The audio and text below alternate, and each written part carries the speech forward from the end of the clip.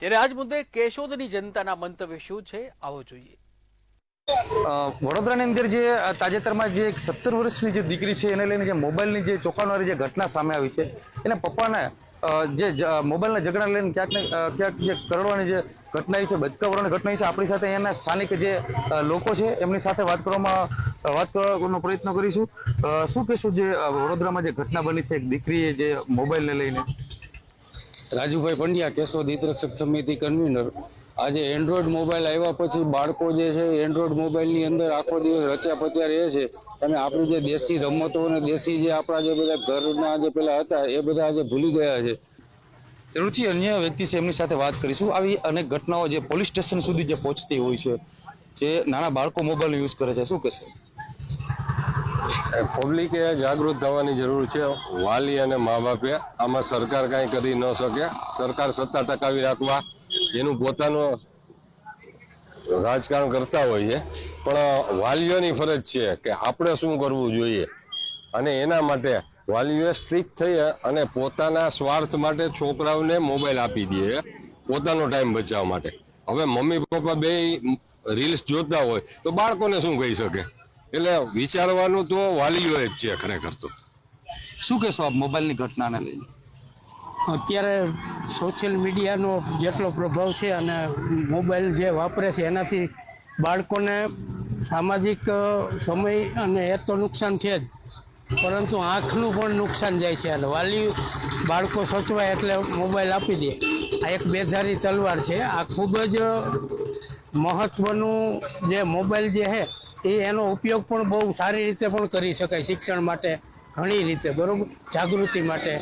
પરંતુ એનું બાળકોમાં અમુક દેશોમાં પ્રતિબંધો મૂકવામાં આવ્યા છે, પણ પ્રતિબંધથી એ ત્યાં પણ હજી સક્સેસ નથી ગયા, પ્રતિબંધ મૂક્યા પછી પણ। એટલે વાલીઓએ વિચારવું પડશે કે આપણે આમાં શું કરવું, કે આનું માપ રાખવું પડશે મોબાઈલ। જરૂરથી તો અન્ય વ્યક્તિ આપણી સાથે છે। અભયમ ટીમ દ્વારા જે વડોદરાની ઘટના છે તેને લઈને ક્યાંક કાઉન્સિલિંગ પણ કરવામાં આવ્યું છે, શું કહેશો? હું તો ખાસ એમ કહું કે 2016માં હું આરએફઓ તરીકે નિવૃત્ત થયો। મોબાઈલના વળગણમાંથી વિદ્યાર્થીઓને બહાર કાઢવા માટે દર વર્ષે 200 ગામમાં શેરી રમતો રમાડું છું। બાળકોને રમવું બહુ જ ગમે। પ્રાથમિક શાળાના બાળકોને જો રમાડીએ તો એને મોબાઈલ બહુ ગમે નહીં। બીજું સાથે સાથે એ કરું છું કે આંગણે વાવો શાકભાજી, ફળિયામાં કુંડામાં શાકભાજી વાવતા કરીએ, ફૂલછોડ વાવતા કરીએ, એને પાણી પાતા શીખડાવીએ અને કહીએ કે ભાઈ આના ફોટા તમે તમારી સ્કૂલમાં મોકલો। સ્કૂલોવાળાને કહું કે જેનું સારું કામ હોય એને તમે ઇનામ આપો, એને પ્રોત્સાહન આપો, એને વગડામાં લઈ જાઓ, સીમમાં લઈ જાઓ। એ સરકારે, વાલીઓએ, સંસ્થાઓએ આ કરવા જેવું છે, બાળકોને મોબાઈલમાંથી બહાર કાઢવા હોય તો।